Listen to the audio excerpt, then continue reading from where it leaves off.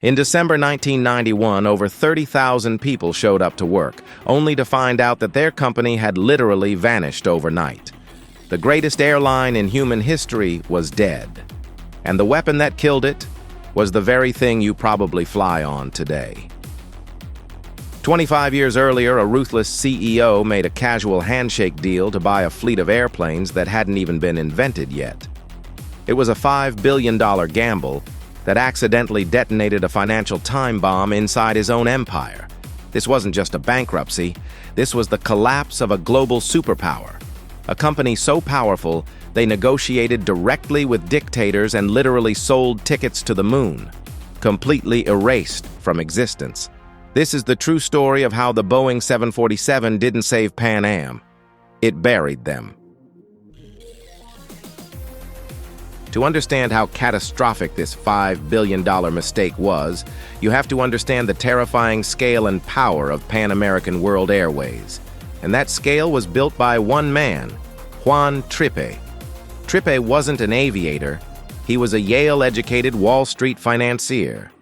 And when he founded Pan Am in 1927 to fly mail between Florida and Cuba, he didn't just want to build a successful airline. He wanted a total, undisputed global monopoly. Throughout the 1930s, Trippe ruthlessly bought out or bankrupted every competitor in South America. But his real genius was recognizing that in aviation, governments held all the power. Trippe leveraged his elite social connections in Washington to ensure that the U.S. Post Office awarded lucrative overseas airmail contracts almost exclusively to Pan Am. He effectively weaponized the U.S. government to starve his rivals of funding. By World War II, Pan Am was unofficially known in Washington as the chosen instrument of American foreign policy. Where the U.S. military couldn't go, Pan Am did. Trippe became so powerful that he didn't even wait for permission from the U.S. president to open new flight routes. He negotiated treaties directly with foreign dictators and prime ministers. He fought brutal, decades-long political wars against billionaires like Howard Hughes, the eccentric owner of TWA, just to ensure no one else could challenge Pan Am's international dominance. In exchange, the government essentially gave Pan Am a monopoly on international travel. But there was a catch. Pan Am was forbidden from flying domestic routes inside the U.S. For decades, this didn't matter, because international travel was a gold mine. By the 1960s, Pan Am was the absolute pinnacle of luxury. Flying wasn't just transportation, it was a high society event. A ticket to Europe could cost the modern equivalent of $5,000. The food was literally catered by Maxims of Paris. The stewardesses were required to speak multiple languages, have college degrees, and meet incredibly strict physical requirements. It was the golden age of the jet set, and Juan Trippe was the undisputed king of the sky. But in 1965, the king got greedy. In the mid-1960s, air travel was exploding.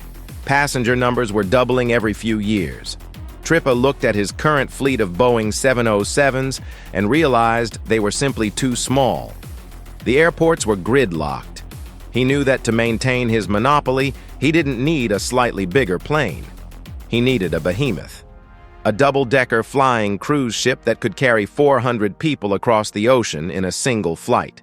It would reduce the cost per seat, theoretically making international travel affordable for the middle class. So, during an annual fishing trip, Trippe casually mentioned the idea to his friend Bill Allen, the CEO of Boeing. According to aviation lore, Trippe told Allen, "If you build it, I'll buy it." And Allen replied, "If you buy it, I'll build it."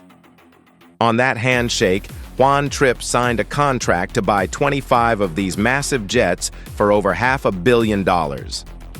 There was just one massive, terrifying problem.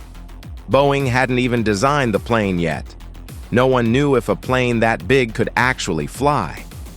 The contract essentially held a financial gun to the head of both companies. If they failed, both empires would instantly go bankrupt. The sheer scale of this project almost destroyed Boeing before the plane ever left the ground. First, They realized they didn't have a building big enough to assemble it. So they bought a forest in Everett, Washington, and built the largest building by volume in the history of the world. Just the factory alone almost bankrupted them. Then came the engines. Pratt & Whitney was designing revolutionary new high-bypass turbofan engines, but they were a complete disaster. During testing, the engines would stall, surge, and literally warp under the immense heat and pressure. At one point, Boeing had dozens of finished 747s sitting on the tarmac with concrete blocks hanging from the wings because they didn't have working engines to install. Boeing went over $2 billion into debt. They were laying off tens of thousands of workers in Seattle. It was a race against time, physics, and finance. But miraculously, the team of engineers, nicknamed the Incredibles, pulled it off. In early 1970, First Lady Pat Nixon christened the very first Pan Am 747, and it took to the skies. It was an engineering marvel. It was the most famous airplane on Earth. Juan Trippe looked like a visionary genius. He had risked his entire empire, and he had won. But Trippe was about to retire, and he was handing the keys to a brand new fleet of the largest airplanes in human history, right as the global economy was about to fall off a cliff. In October 1973, everything changed. In response to geopolitical conflicts in the Middle East, OPEC declared an oil embargo against the United States. Almost overnight, the price of crude oil skyrocketed. Jet fuel prices jumped from 11 cents a gallon to over 40 cents. And suddenly, those beautiful, massive 747s didn't look like engineering marvels anymore. They looked like the most expensive, gas-guzzling liabilities on the planet. The 747 was designed for volume. To make a profit, you had to fill those 400 seats. But the oil crisis triggered a massive global recession. People stopped flying. The tourists disappeared. The business travelers stayed home. Pan Am found itself flying these gigantic four-engine behemoths across the Atlantic with only 50 people on board. They were burning tens of thousands of gallons of ultra-expensive fuel to fly empty air. They began hemorrhaging tens of millions of dollars every single month. To make matters worse, Juan Trippe had retired, leaving a massive power vacuum. The new leadership was completely paralyzed. The massive debt they took on to buy the 747s was now acting like an anchor, dragging the airline underwater.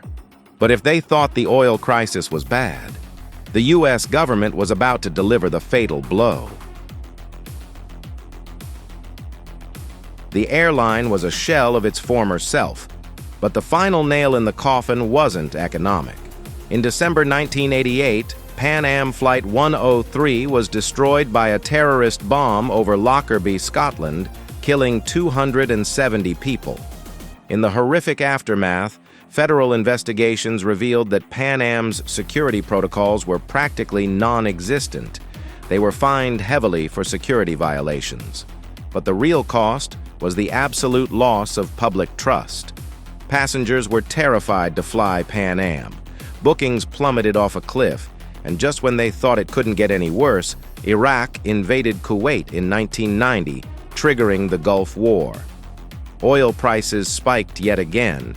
It was the exact same nightmare as 1973, but this time, Pan Am had absolutely nothing left to sell. In January 1991, Pan American World Airways finally filed for bankruptcy. They tried to broker a desperate rescue deal with Delta Airlines to survive as a smaller, Miami-based carrier. But Delta looked at the horrifying financials and pulled out at the last minute. On December 4, 1991, the empire finally collapsed. Pan Am ceased operations forever, leaving tens of thousands of employees stranded around the world without jobs or pensions.